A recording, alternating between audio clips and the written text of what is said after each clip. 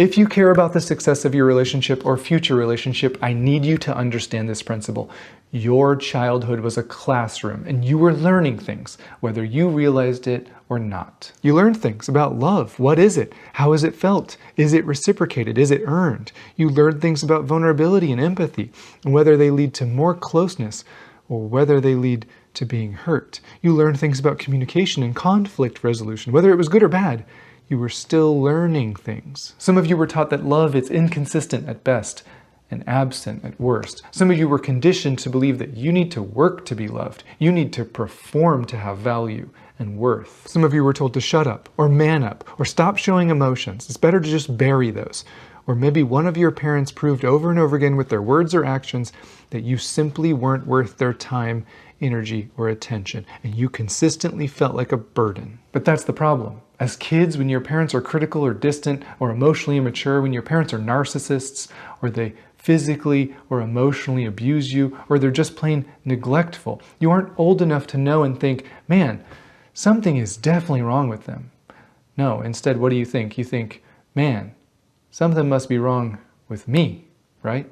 Maybe the reason they neglect me is because I'm not worth prioritizing. I'm not worthy of love. I'm not valuable or deserving of respect. My needs for love and acceptance and emotional connection don't actually matter. And I'm just here to warn you, your past doesn't define you. I'm not labeling you as broken or traumatized or hopeless. Nothing could be further from the truth.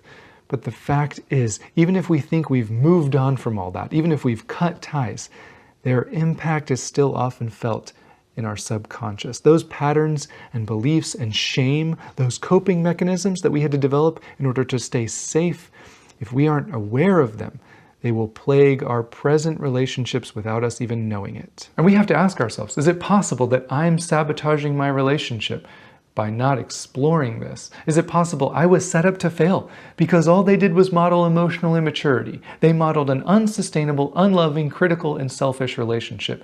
And some of you have unintentionally followed in their footsteps. Or maybe you made sure that you're the complete opposite of them, right? But isn't it a coincidence that we aren't like our parents, but we married someone just like them, didn't we? And I'm just warning you because I love you. When you've had to earn love, when you've been called names or told that you were worthless, selflessness, or someone showing you intentional kindness where they don't expect anything in return, that won't feel right for you. You won't actually trust that because your subconscious says, that's not right. That's not love. And you will seek out what's familiar, even if it's toxic or destructive for you. You say you want closeness, but when it's in front of you, you won't trust it because your brain knows how painful it can be when you really let someone in. So I'm just begging you, reflect, break out of those destructive cycles, see your role, see your part, look deeper into your fears of abandonment and how it's pulling the strings in your reactions and feelings. Refuse to fight anymore. Refuse to see their lack of effort as an opportunity to prove your worth and value. No, you have it backwards. You're valuable. You're not a burden. You're worthy of kindness and respect and love. Baseline. You don't work for those. And anyone who makes you feel like you should isn't loving you.